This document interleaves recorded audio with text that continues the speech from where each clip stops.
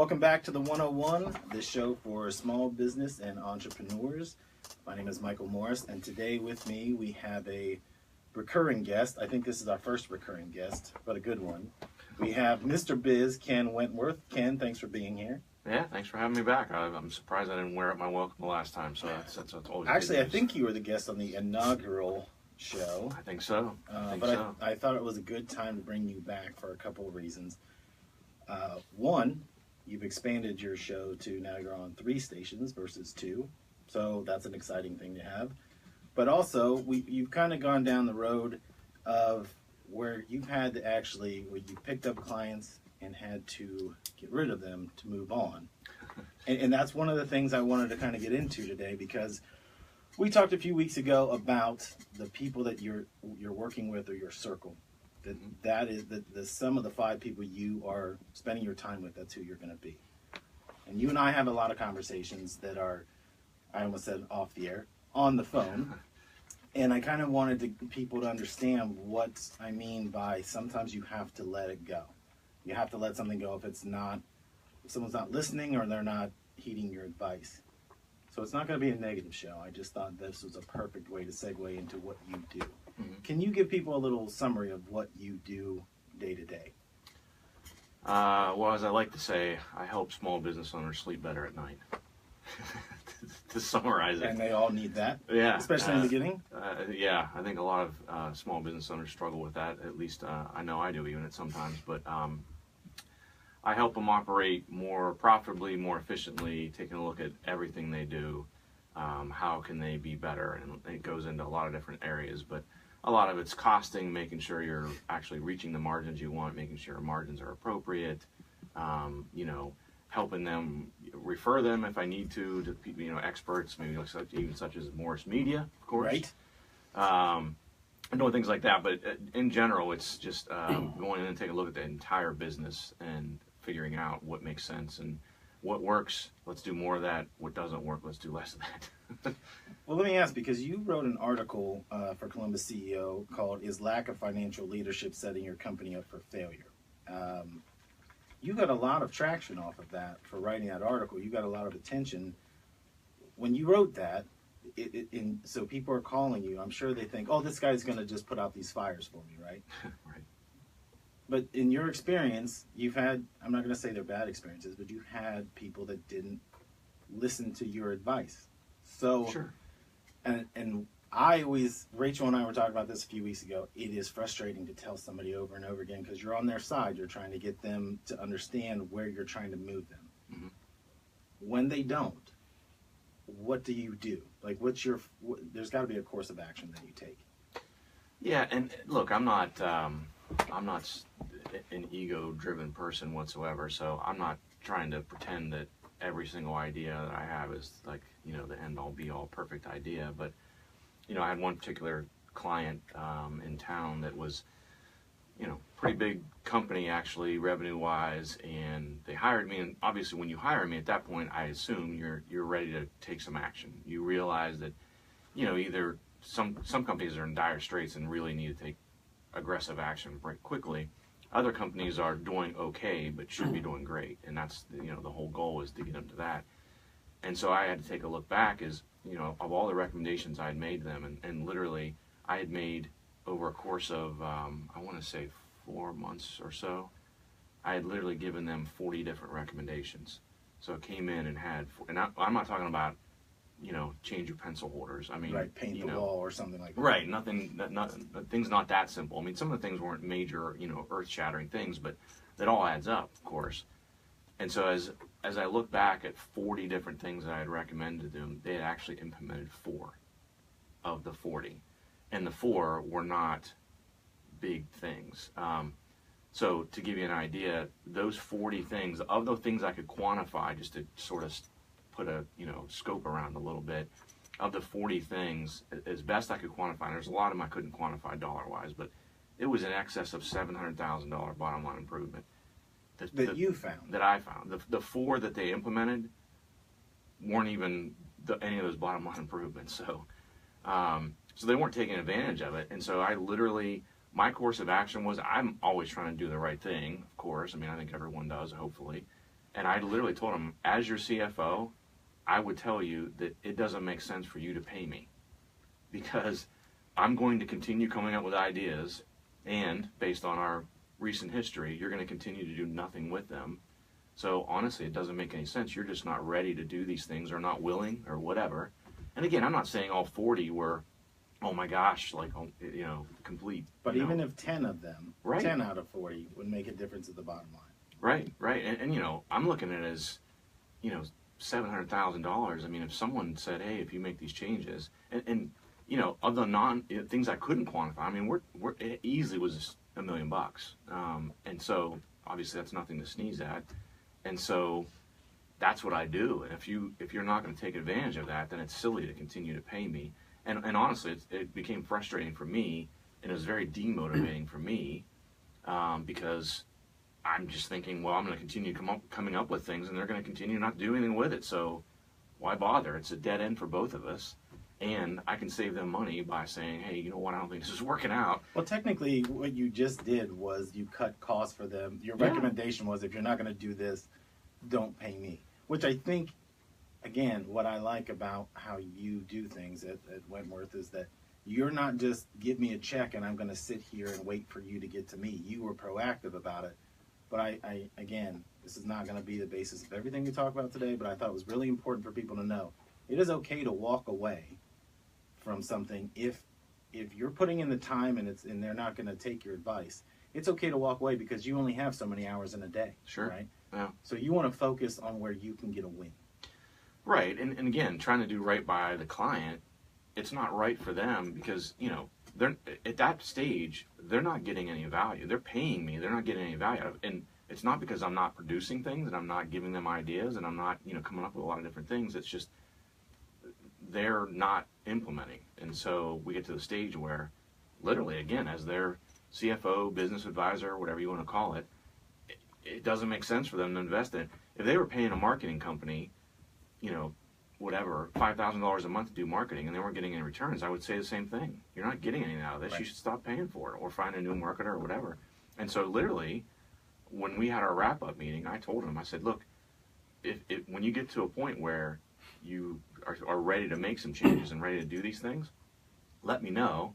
And if need be, I'll refer you to someone else. I mean, if that's the direction you want to take and you want to get a different set of eyes, I mean, again, I'm trying to make sure they're going to do well. I mean, that's the ultimate goal. And if I can help them get there, great. If not, then that's okay too. I mean. Well, again, I wanted to start off with that because we like to use examples of real life things that have happened so people know. I think there's a lot of people that stunt their growth because they're not taking action. They think, well, at least I'm getting paid, or I'm putting something together and I'm sharing it. If it's not being enacted, that's okay. Would you say that's okay? I mean, don't you have to, both partners have to grow when you're doing business. Yeah. Especially small businesses. Absolutely, yeah. What I'd like to talk about is you have on your website a list of the things that you do. And I want to kind of break down some of these. So if someone's out there listening that doesn't even know they need it, perfect example is a meeting you had last week, a client of ours that we sent your way, that they went to a bank and a bank recommended they get somebody that does what you do. Mm-hmm. Had they not gone to the bank and had that conversation, they wouldn't even known that they were missing something, right? So you say a lot of times people don't even know that they need you. Yeah, and a lot of times they don't know they need someone like me until it's potentially too late. I've had a host of phone calls, and one perfect example is I had a guy call me and say, so-and-so told me I should call you, et cetera, et cetera. And I said, okay, well, you know, what's going on? How can I help you? And he said, well, I don't think I can make payroll in 8 days. And I said, well, I wish you'd have called me a couple of months ago. But or even 15 days out. Yeah, let's roll up our sleeves and figure something out here. So, yeah, I mean, I think a lot of small business owners, it's two things that I found.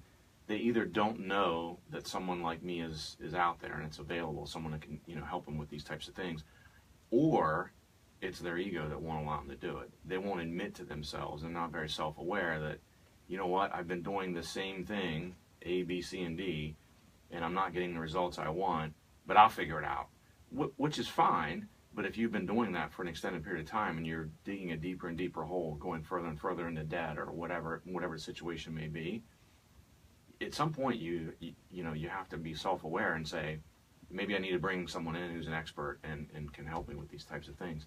And one of the things I pride myself on is, look, whatever you pay me, I'm going to give you back in spades with, you know, value, with return, with it's going to hit your bottom line. You're going to see it.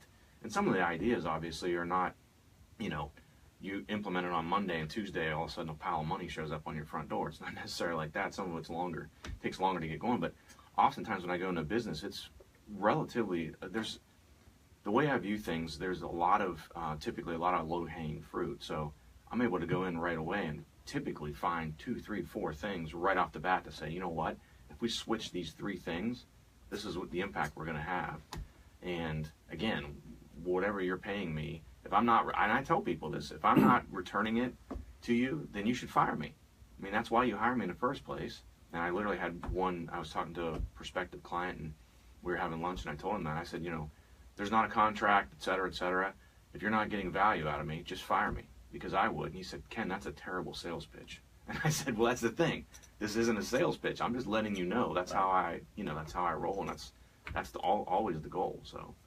Well, we kind of do the same thing. That's why I think people that are like-minded come together, because our thing is, if it's not working, we also want to be able to walk away. If you're not going to, the same situation you had, mm-hmm.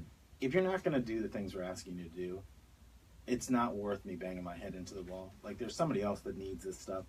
Same thing in your side of things. 2 things that you have on your site that I think are interesting, I'd like you to define. You said low-hanging fruit. You have revenue growth and expense control. Give me the difference between the 2, because I think they are interrelated, and maybe I'm wrong from my perspective, but the way I look at revenue growth is more sales, but the cost of the sale being lower. Right. So those are 2 different aspects, though. So, you know, making sure on the expense side that, you know, I send out once a week, I have a Mr. Biz tip of the week or whatever. And, you know, one of those is, you know, in a pure example, say you're in a small manufacturing company, or you're a manufacturing company, and you get raw materials from another vendor. Always look at those things, right? In the primary vendors you have, make sure at least annually you're looking at what you're paying and renegotiate. Maybe your volume has gone up, and so if you've got higher volume, you've got more leverage and you can demand a lower price. So things like that. And cost control, a lot of times what happens is, as small business owners are, you know, as I like to say, I try to help people work on their business instead of in it. Of course, you're still working in your business, but what I mean by that is, you're wearing 10, 12 different hats, and it's difficult for you to pick your head up out of those weeds and see a more strategic view, and knowing, are the decisions I'm making today going to get me to where I want to be in 12 months, 24 months, 36 months? You're so down in those weeds, you don't even realize it. And one of those things is you get lulled into a sense of complacency in regards to expenses. Well, we've always paid $300 a month for our whatever phone bill. Well, having someone else come in like me and say, what, you should be paying $300, you can get that for $80. Why are you paying $300 a month? And I can show you how to do it. Like, it's not magic. Well, you also will deal with vendors for people, right? Oh, absolutely. I mean, that's one of the things that's certainly a specialty, I would say, of mine is negotiation and being able to garner some of that leverage. And because different types of vendors I've got relationships with, because I'll send other clients their way. So I have leverage on behalf of my clients. For example, almost every business has collection issues. Well, I have a relationship with a couple different collection places that I'm very comfortable with and I know do a really good job. And because I send enough business their way, and I have no fiduciary relationship with them, so I don't get any money from it. But what I do is I leverage the volume that I send to them from all my clients collectively to be able to be able to negotiate a better price on behalf of my client. I may have a client that doesn't have that much in revenue that would be sending there, but they can get the pricing from that vendor that's as if they're a huge company, because they can use my leverage with that particular vendor. So again, I try to take advantage of that on behalf of clients to be able to do those things too. But that's another one of those things as far as cost control is, you know, simple things like that. I think I may have told a story, and I'll tell the short version of it, but I was working with a small manufacturing company in Worthington, and their primary raw material they have, they they buy 100,000 pounds of this stuff a year. So I literally invited 4 vendors that sell the exact same thing. I invited them all at the same time to meet with me.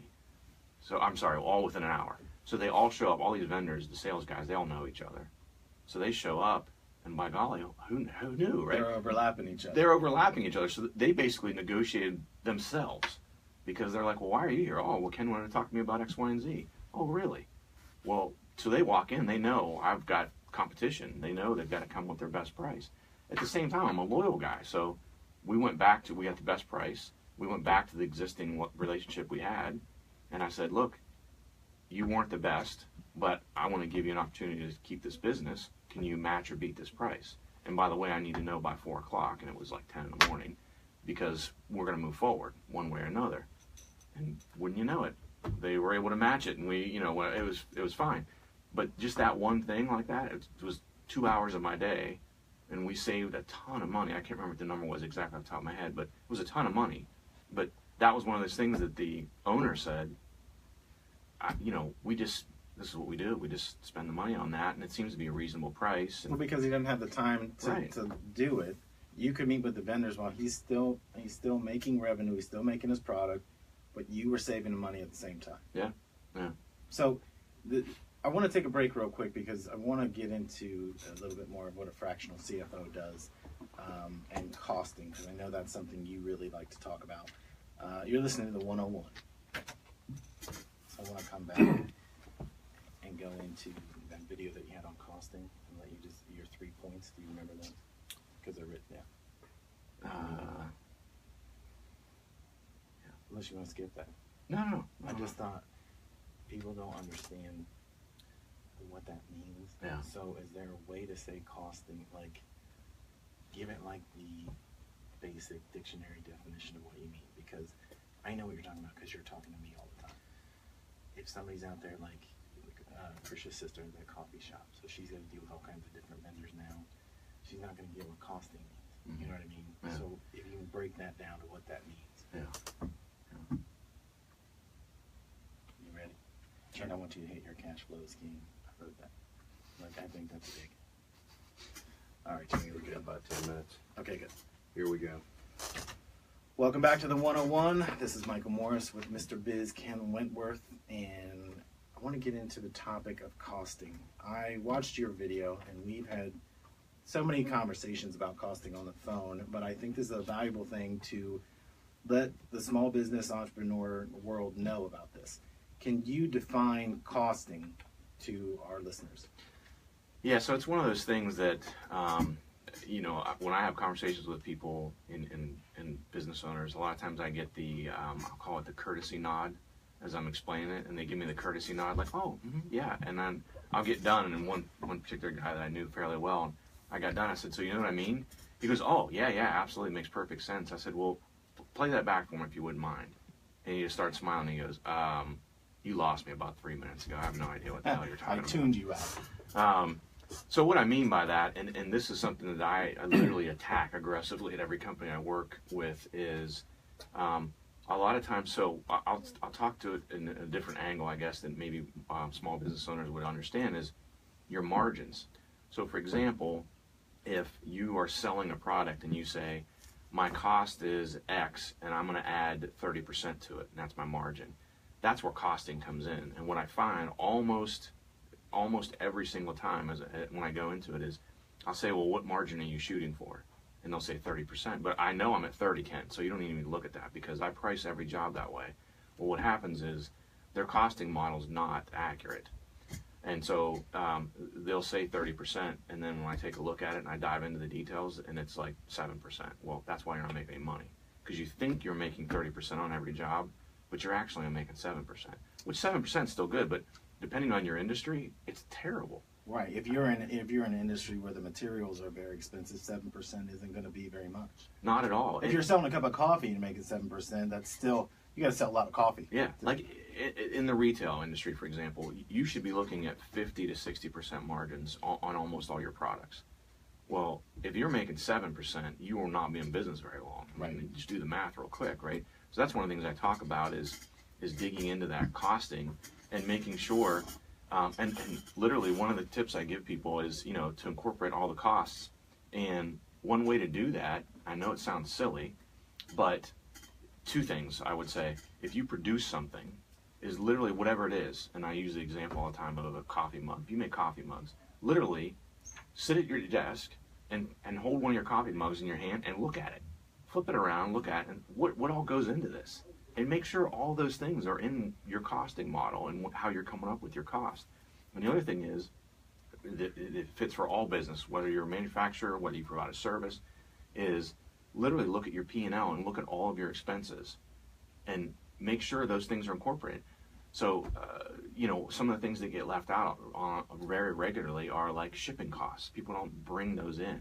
They say, well, I'm paying $1.05 for this raw material per widget or per pound or whatever it might be. Well, there's shipping on top of that. Well, they don't go that far down the invoice. Well, right. Depending, and that vendor I mentioned earlier, that company earlier that buys 100,000 pounds of this particular raw material. I mean, what's the shipping on that? Holy crap, right? I mean, it's right. a lot of money. And then even if you're a service provider, looking down, I mean, you as a service provider like myself, I mean, I provide a service, right? So you say, well, you don't need a costing model. Well, you do, because you need to make sure you're incorporating all your different things into it. So let's say, for example, for me, being a service provider, things that I would need to include in my costing model would be, again, things you wouldn't necessarily think of. If I'm a member of a chamber of commerce, that's a cost of my business. That's directly attributable to my business. Well, I need to incorporate that in. My travel, I need to make sure I'm incorporating travel, whether it's just local travel, you know, if I'm traveling out of town, whatnot, things like that. Like credit card expense. Credit card if somebody expense, pays you with a credit right? card. If I go to a conference, if I go to different business development things, You just went for to example, California, so right? But that wasn't something that was in. You know, 6 months ago, that wasn't something you were thinking about, but right. That gets added in, so that changes your P&L. Right. Right. So you have to adjust for that. So, but it's almost foolproof. If you look down your P&L and look down the expense side and say, literally line by line, do I have this in my costing model? Yes or no? You kind of get a good idea of, are we good? Right? Do we have everything? And then the pure test is, I'll skip to the punchline is, when you get to the end of the year or an end of a particular period, is look at your sales, look at your margin. I mean, literally just calculate your margin at the end of the year in total, not by project or not by job or anything like that, and see what it is. And that's where you shine a light on, oh crap, we're definitely missing some things here. And again, I worked with a company fairly recently, and she said, oh no, we've got a costing model. It's really good. You don't need to look at it. And I said, well, when's the last time you looked at it? Well, we look at it periodically, and that's another thing. You got to make sure you're looking at it very regularly, especially as costs change and your business changes. But we looked at it and said, literally, she was that example. Her particular industry, when she was actually pricing a little low, but her margin she was shooting for was 20%. Her margin for the prior year was 3%. I said, well, that's why you're losing money. It's exactly why you're losing money. Let me ask you this question then. So you're talking about reviewing annually. The people you're talking to, it seems to be your flow of the new people, whether it's they're hearing your commercial or they're listening to your show, it seems to be they're kind of between March and the July time period. So basically their model's off. Mm-hmm. So you can step in and evaluate that mid-year and help them, right? Yeah. You can't do it midweek. If I can't make payroll by Friday and today is Wednesday, you can't do that. But right. That's the purpose of what you do, right? You can step in the middle. Like, this chain has been kinked up the first 4 months. Now you can come in and kind of salvage it, right? Yeah, and so just a real quick example of that particular client I mentioned with the 20% was actually at 3%. She would give discounts to certain people because she really wanted to bring in new business.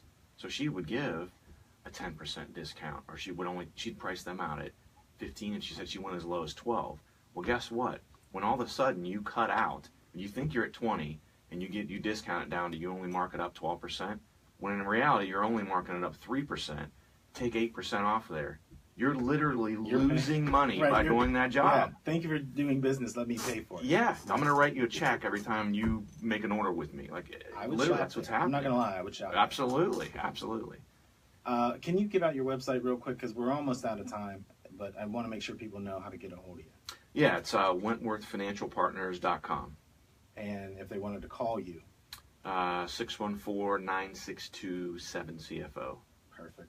Now, you are going to come back because I want to get in. We got into costing and we didn't even really get into that article. We got into the piece of the article. But when you come back, I think we can delve into these topics and take one whole show because there were things we didn't even get to really bleed into yet. Yeah.